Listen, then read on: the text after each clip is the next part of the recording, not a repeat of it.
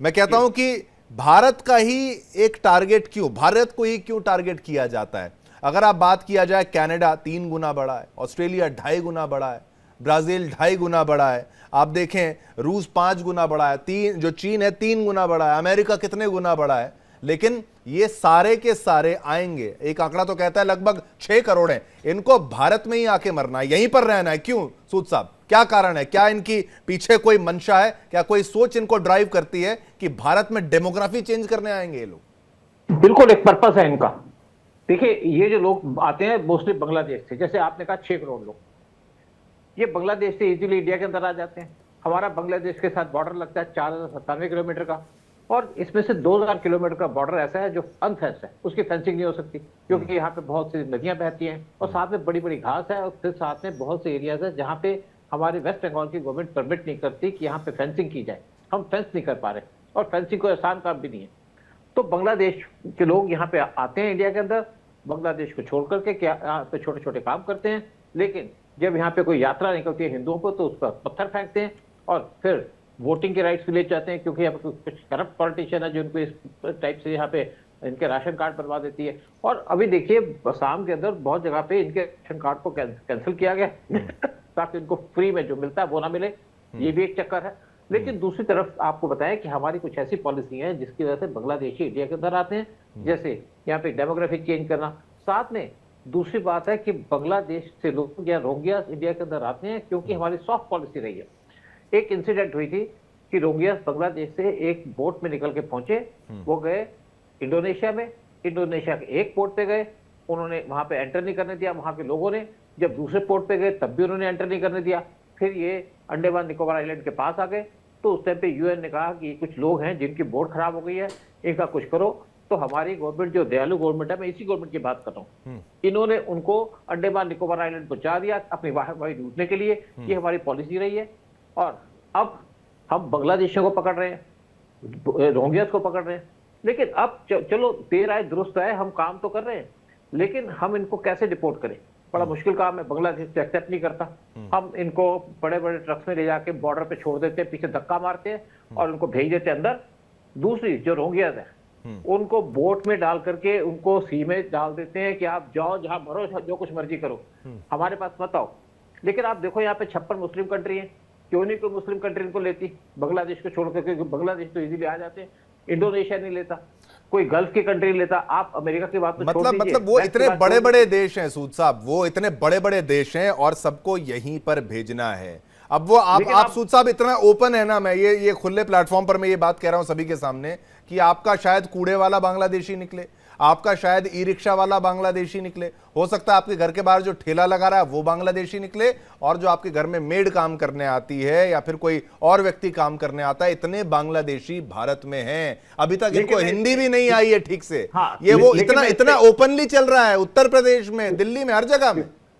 लेकिन एक और बात बताऊं आपको, यूएन ने इंडिया से सवाल पूछा है कि आप इनको कैसे इस तरीके से अपनी कंट्री से भेज सकते हैं। जब यूएस इनको हथकड़ियां लगा के इंडिया पे भेजता तो यूएन क्वेश्चन नहीं करता। जब इंडोनेशिया अपनी कंट्री में नहीं आने देता तो इनसे कोई क्वेश्चन नहीं करता। जब कोई मुस्लिम कंट्री इनको अपनी कंट्री में नहीं आने देती तो क्वेश्चन नहीं करता। जब ग्रीस इनको अपनी कंट्री में आने की परमिशन नहीं देता, जो इस्लामिस्ट हैं, तो यूएन क्वेश्चन नहीं करता। लेकिन इंडिया से क्वेश्चन पूछा जाता है और हमको जवाब देना पड़ेगा इनको कि हम अपनी कंट्री को इनसिक्योर नहीं कर सकते, हमें अपनी कंट्री को सिक्योर करना है, और सिक्योर करने के लिए जो कुछ बनेगा हम करेंगे, क्योंकि हमारी कंट्री में 140 करोड़ पहले हो गया और 6 करोड़ बांग्लादेशी या रोहिंग्यास को अपनी कंट्री में एक्सेप्ट नहीं करेंगे। बिल्कुल। लेकिन कुछ पॉलिटिकल पार्टी जो इनको सपोर्ट करती है, उनको भी कुछ लोगों को कहना पड़ेगा, डायरेक्टली उनको समझाना पड़ेगा कि आप इन कामों को छोड़ दो, एंटी नेशनल जो एक्टिविटीज है उनको छोड़ दो। नहीं, ये बिल्कुल आपकी बात है। और अगर बीजेपी कांग्रेस के भी मेहमान हमारे साथ जुड़ते हैं, राजनीतिक विशेषज्ञ तो हमारे साथ हैं, आलोक वत्स जी हमारे साथ मौजूद हैं, लेकिन ये फिर डाल दिया जाएगा कि नहीं इस पार्टी ने किया, वो कहेंगे नहीं उस पार्टी ने किया। हम तो कहते हैं कि भाई अब दोनों ने क्या किया, अब नई सरकार चली, ठीक है, मंशा यहाँ पर क्लियर है, पिछली सरकार की तो मंशा भी समझ में। आप कांग्रेस को ले आओ, वो यहाँ पे गालियां निकालनी शुरू कर देंगे। बिल्कुल लोग कहेंगे कि भाई बॉर्डर पर किसकी जिम्मेदारी है, मेरे साथ हमें गालियां देनी शुरू कर देंगे। बिल्कुल। लेकिन क्या हुआ आसाम में, क्या हुआ पश्चिम बंगाल में, और वहां किसकी सरकारें थी, ये भी जानना बहुत महत्वपूर्ण है। हमारे साथ देवनाथ जी भी इस वक्त हैं, यूके देवनाथ जी, मैं जब आसाम के बारे में देखता हूं तो 1909 से लेकर वहां का पॉपुलेशन देखता हूं, मुसलमान वहां पर 1901 की अगर बात करें 84% वहां पर हिंदू थे और मुसलमान 9.22%। 1901 से 51 में 70% हिंदू हो गए और 24% मुसलमान हो गए। 9 से सीधा 24% हो गए 50 सालों में। 71 में आए तो फिर 24 मेंटेन। 91 में 28% ये रहे, यानी कि 2001 तक आए तो 30% हो गए और 2011 में 34%। अब तो कहा जाता है लगभग 50-50 वाला हिसाब किताब आसाम साइड में शायद ही हो गया और ओवरटेक ना कर जाए, ये वाली सिचुएशन है। ये कोई एक दिन में तो हुआ नहीं है, ये बिल्कुल साफ है देवनाथ जी। फिर आरोप ये सुरक्षा एजेंसियों पर इस तरीके से लगा दिए जाते हैं कि भाई क्या बीएसएफ ने गलती करी या उसने गलती करी, लेकिन अब ये अंदर आ गए हैं। अब क्या करना चाहिए और कहां गलतियां हुई हैं उसको एक्सेप्ट करके आगे बढ़ना चाहिए, वरना देश के संसाधन, आप सोचें कि एक घर लेने जाएं, फ्लैट लेने जाएं, प्लॉट लेने जाएं तो हालत खराब हो जाती है और ये वहां का बस्तियों की बस्तियां बना लेते हैं साहब। शिवम जी, इसमें कोई शक नहीं है कि बांग्लादेशी पहले ईस्ट पाकिस्तानी बड़ी संख्या में भारत में आते हैं, शरणार्थी बन के आते हैं, फिर यहीं बस जाते हैं। 1971 के पहले जो बांग्लादेशी यानी ईस्ट पाकिस्तानी भारत में घुसते थे, उनमें से ज्यादातर हिंदू हुआ करते थे। लेकिन 1971 के बाद बांग्लादेश से छोड़ के आने वाले हिंदुओं की संख्या थोड़ी कम हो गई। मुसलमान काफी आते थे रोजी रोटी जीविका के चक्कर में। लेकिन पिछले 1 साल से बांग्लादेश से, जो पिछले साल अगस्त के बाद से बांग्लादेश में जो कुछ हुआ, उसके बाद से फिर से हम ट्रेंड देख रहे हैं कि बांग्लादेशी जो छुप छुप के भारत में घुसने आ रहे हैं, उनमें काफी बड़ी संख्या में हिंदू बांग्लादेशी हैं। इसका बहुत बड़ा कारण है कि 1971 के पहले भी हिंदुओं को बांग्लादेश में 2म दर्जे का नागरिक माना जाता था। और जब ईस्ट पाकिस्तान जब बांग्लादेश बन गया तो थोड़ा सा हिंदुओं को लगा कि शायद वो वहां सांस ले सकते हैं, अपनी अपनी जमीन जायदाद दुकानें चला सकते हैं। बिल्कुल। लेकिन पिछले साल अगस्त के बाद से बांग्लादेश में हिंदुओं के ऊपर जो दमन चक्र चला, उसमें बड़ी संख्या में हिंदू पलायन करके भारत में आ रहे हैं। बीएसएफ ने जो कई ग्रुप इंटरसेप्ट किए थे बॉर्डर पर, पहले तो मैं बीएसएफ बहुत चाकचौकबंद है, बहुत ही अलर्ट और मुस्तैदी से काम कर रही है। जैसा कि सूद साहब ने बताया कि वो बॉर्डर ही इतना ज्यादा विस्तृत है, जंगलों वाला है, पानी वाला है, वो फेंस, वो वहां की फेंसिंग देवनाथ साहब कहा जाता है कि बहुत लंबा एरिया है। और आप देखिए, आगे एक सोसाइटी बनाते हैं तो आप क्या करते हैं, आप उसकी बॉर्डर बनाते हैं, आप उसकी फेंसिंग बनाते हैं, वॉल बनाते हैं, आप वहां पर सीसीटीवी लगाएंगे, आप 2 पहरेदार खड़े करेंगे, इस तरीके से सिक्योरिटी टाइट करेंगे। और सोचिए इतना बड़ा बॉर्डर है कि उसको क्या फेंस किया जा सकता है और कितने लेवल तक वो बात पहुंची है, और क्या पश्चिम बंगाल सरकार की तरफ से भी सहमति बनी फेंसिंग को लेकर। यहां तक कि मुझे तो ये भी पता है कि शायद एक नॉन लीथल ट्रीटी भी हमारी है बांग्लादेश के साथ कि भाई कोई बड़ी कार्रवाई नहीं की जा सकती अगर अचानक कोई क्रॉस कर दे। क्या गोली मारी जा सकती है, नहीं मारी जा सकती? या शिवम, आपने जो कहा मैं समझाना चाहता हूं। देखिए, वहां की जमीन ऐसी है कि फेंसिंग बनाना सब जगह पर संभव नहीं है। कुछ एनक्लेव तो ऐसे थे जो कि भारतीय थे लेकिन बांग्लादेश के अंदर थे, और कुछ एनक्लेव जो हैं ऐसे थे जो कि बांग्लादेश के यानी ईस्ट पाकिस्तान के एनक्लेव थे लेकिन वो भारत के अंदर थे। ठीक।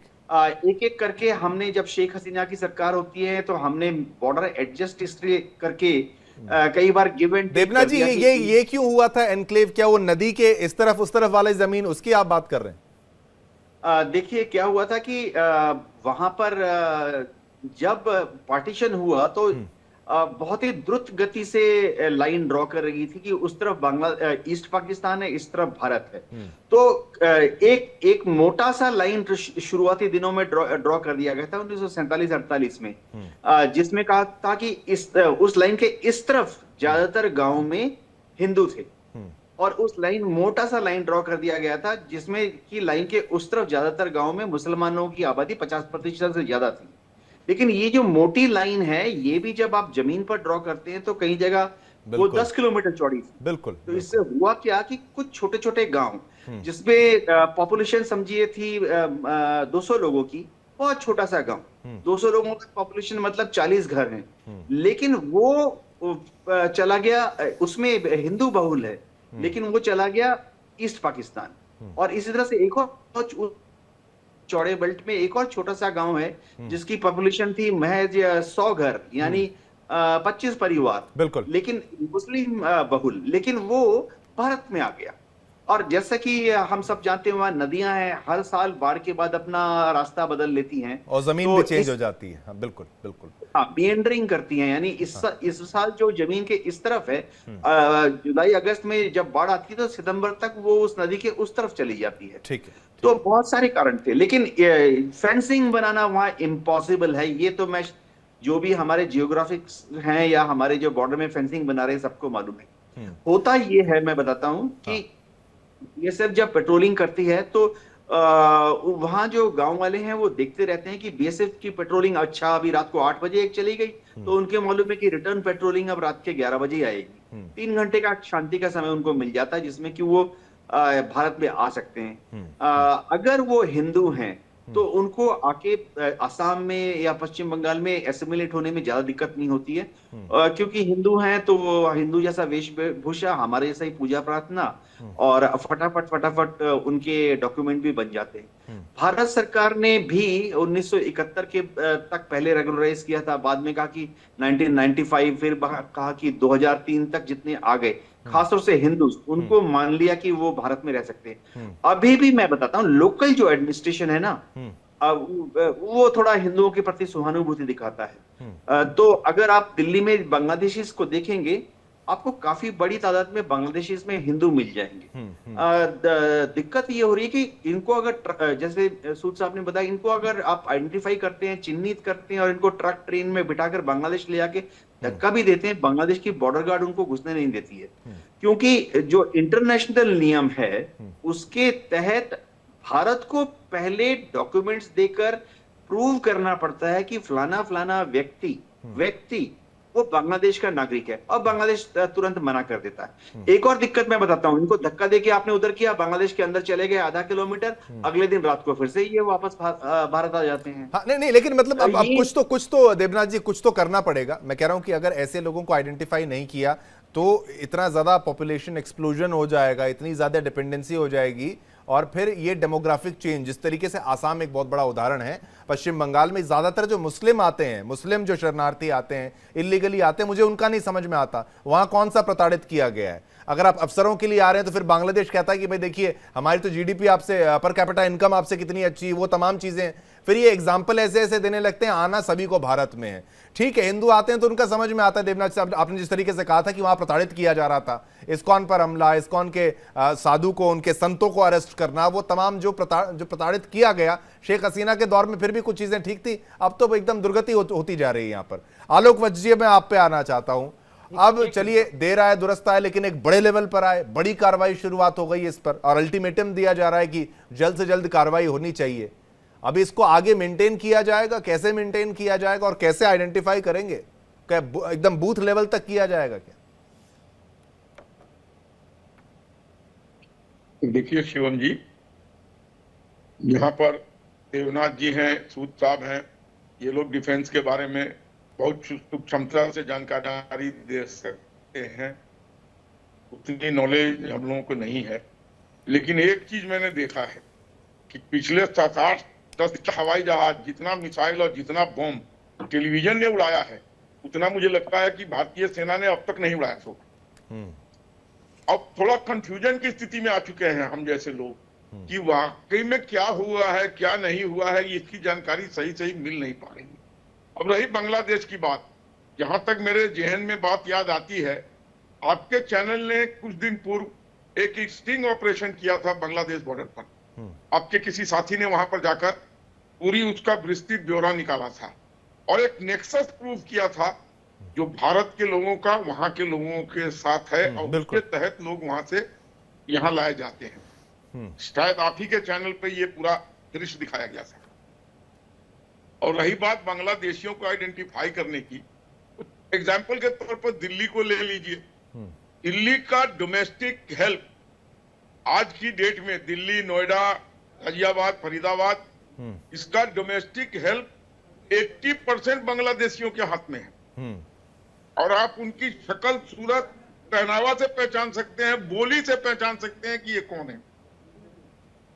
अब इनको आप पकड़ लें, आप कैसे, इन्होंने सारी चीजें डॉक्यूमेंट्स बनवा रखी है, जो अभी दुधनाथ जी ने कहा, ये देवनाथ जी ने कहा कि इनका फटाफट सारा चीजें बन जाता, तो बनाता कौन है? बनाता हमारी एजेंसियां ही तो है। अब इनके पास, इनको कैसे प्रूव करेंगे कि ये बांग्लादेशी है कि हिंदुस्तानी है? तो डॉक्यूमेंट उसके पास सारे हिंदुस्तान के हैं। अब उनको वहां ले जाएंगे तो कहेंगे पहले प्रूव करो कि ये हमारा नागरिक है, नहीं तो वो वापिस भाग आएंगे। तो ये बड़ी जटिल समस्या है, और यही हाल रोहिंग्यास का भी है। कुछ सरकारें तो इनको अपने यहाँ बुला बुला के बसा रही हैं, आओ आपका स्वागत है, क्योंकि हमारा ये वोट बैंक है, बन रहा है। नाम लीजिए, बिल्कुल नाम लीजिए आलोक वत्स जी, नाम लीजिए बिल्कुल, मैं तो कहता हूं। नहीं, ये सारी चीजें मुझे नाम लेने की जरूरत नहीं है। अगर काला दीवार काला पेंट है तो मुझे बताने की जरूरत नहीं कि दीवार काला, मतलब बॉर्डर स्टेट्स की बात कर रहे हैं आप, बॉर्डर स्टेट्स की बात कर रहे हैं वत्स साहब। नेचुरली बॉर्डर स्टेट से भागते भागते वो दिल्ली, मुंबई, गुजरात, सूरत सब जगह पहुंच जाते हैं, मद्रास में भी पहुंच जाते हैं। परसों मुझे एक जानने वाले का फोन आया कि एक महिला को बहुत प्रॉब्लम हो गया है। मैंने पूछा ये है कौन? तो ये बांग्लादेशी थी, ये इसका हस्बैंड वही काम कर रहा है 5-7 साल से। इनके पास सारे डॉक्यूमेंट है। ये बड़ी जटिल समस्या है, और इनको हटाना, एक्सप्लोजन, पॉपुलेशन एक्सप्लोजन, शिवम जी, तो वैसे ही हो चुका है इंडिया में। 7 या 10 चपरासी के नियुक्ति में 4-4 लाख लोग अप्लाई कर रहे हैं। अब इससे ज्यादा क्या पॉपुलेशन एक्सप्लोजन होगा? नहीं, पॉपुलेशन एक्सप्लोजन के साथ डेमोग्राफी चेंज भी आलोक वत्स जी, वो भी हो जाएगा अगर इसी तरीके से आगे बढ़ता रहा ना, तो ये बहुत खतरनाक स्थिति में है। आप परसेंटेज, इनका परसेंटेज देखिए। अभी आपने खुद कहा कि आसाम में ये कितना % बढ़ गए। तो ये बहुत बड़ी समस्या है, और सारे दल के नेताओं को राजनीति छोड़कर इसके ऊपर गहन। वत्स साहब, अगर सारे राजनीतिक जो दल हैं वो राजनीति छोड़ दें तो फिर कहां बचेगी राजनीति उनकी? यही तो चक्कर है, सब राजनीति तो कर रहे हैं। देश बचेगा, हाँ, तब ना राजनीति चलेगी। ठीक है वत्स साहब, किसने सोचा? इतने सालों से कितनी सरकारें आई गई, उन्होंने कहां सोचा? अगर इतना ही सोचना होता, अब जाके इस बात को सोचा जा रहा है। बहुत खतरनाक स्थिति पर। तो हम आपको बता दें कि हम बद से बदतर होते चले जा रहे हैं। हमारा आप डिस्कशन करके अपना पल्ला झाड़ के घर में जाके नहीं, अब आप पल्ला नहीं झाड़ेंगे। देखिए, ये डिस्कशंस जो है ये देश का मूड बताती हैं। नहीं, आप this cancer has become metastatic. Metastatic का मतलब है it is spreading through out the body, and the evidence is that the person will get killed, will die someday. नहीं, ठीक है, मैं कह रहा हूं आलोक वत्स जी, ठीक है, आप थोड़ा सा नकारात्मक, मैं कह रहा हूं नकारात्मक तक, नेगेटिव में हम ना जाएं तो ज्यादा बेहतर है। अभी भी कुछ तो उम्मीद बाकी होगी वत्स साहब, कोई तो उम्मीद बाकी होगी। अगर नहीं, सुनिए, अगर सच्चाई कहना तो मुझे नकारात्मक नहीं, मैं नकारात्मक नहीं कह रहा। आपने तो इसको कैंसर की वो स्टेज बता दिया कि अब ये रिपेयर नहीं होगी। मैं तो कहता हूं sir Alok Vats ji, with due respect, मैं कहता हूं अब ठीक होगा, करेंगे, कोशिश तो करेंगे वत्स साहब, कोशिश तो करनी पड़ेगी। 1 मिनट, एक सेकेंड, लास्ट 10 सेकेंड। ये समस्या सरकार से सिर्फ सॉल्व नहीं होगी। जैसे पुलिसिंग में आप कहते हैं हर चीज पुलिसिंग मेरी मदद कर दे। ठीक है, हमारे साथ ठीक है आलोक जी, अस्थाना साहब भी हमारे साथ है। आता हूं सूद साहब, आपके पास आता हूं। मेजर जनरल अस्थाना साहब, आप भी हमारे साथ इस वक्त मौजूद हैं, आपका स्वागत है। पहले तो थोड़ा आप देर से जुड़े, लेकिन महत्वपूर्ण चर्चा हमारी इस बात को लेकर कि बांग्लादेशियों को कैसे बाहर निकाला जाए। सरकार अब एक्शन मोड में, कितना डैमेज हो चुका है, कितना डैमेज अभी हो रहा है, और आगे इसको कैसे कंट्रोल किया जा सकता है? आपके पास क्या इसका एनालिसिस है और क्या तरीका है साहब? देखिए, इसमें कोई शक नहीं है कि ये बहुत जटिल समस्या है, और ये एक रोग है जो काफी समय से चल रहा है, जैसे कि ये मेरे को पैनलिस्ट इससे पहले बात कर रहे थे। और इसमें भी कोई शक नहीं है कि हर समस्या का समाधान होता है। अगर कैंसर का इलाज है तो इसका भी इलाज होगा, और इलाज हो सकता है। अभी आपने देखा होगा अमेरिका में भी ये सेम प्रॉब्लम मैक्सिको की तरफ से थी, और वो सालों साल चली, और ट्रंप एडमिनिस्ट्रेशन ने आके कुछ एक्शन लिए थे, और कुछ एक्शन लेने के बाद में कुछ रिजल्ट्स तो आए, कुछ नहीं बल्कि काफ़ी रिजल्ट्स आए।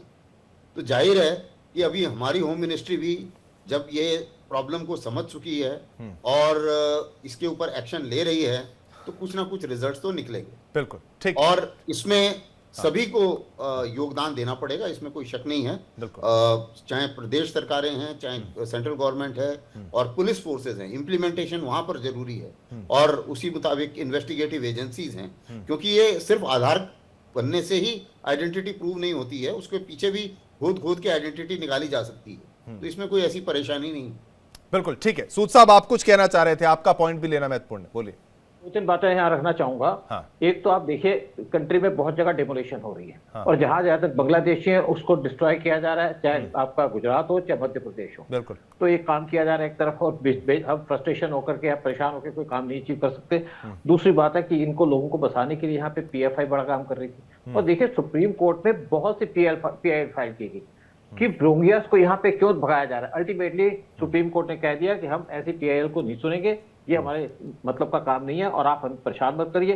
तीसरी बात कहूंगा, जब हम PM मोदी पावर पे गए थे तो 2015 में गए थे बांग्लादेश, जून 2015 में, तो वहां पे बाउंड्री एग्रीमेंट साइन करके आए थे, और उससे जो थोड़ी सी प्रॉब्लम है काफी हद तक सॉल्व हो गई, क्योंकि बहुत साल से पेंडिंग था। चौथी बात है कि यहाँ पे बहुत सालों से इंडिया से बांग्लादेश के अंदर काउ स्मगलिंग की जाती है। ये काम चल रहा है ब्रिटिश टाइम से। ब्रिटिश उनको काउ सप्लाई करते थे क्योंकि उनको शौक है काउ खाने का, और यहाँ से सप्लाई की जाती थी काउस उनको देने के लिए। और अभी 2 साल पहले 20 लाख काउस इंडिया से बांग्लादेश के अंदर स्मगल की जाती थी। जो आप एक पॉइंट की रेस कर रहे थे कि गोली मारने की परमिशन नहीं है, इसी इशू पे एक एग्रीमेंट किया गया था कि उनको गोली ना मारी जाए, क्योंकि शेख हसीना से हमारे अच्छे रिलेशन थे।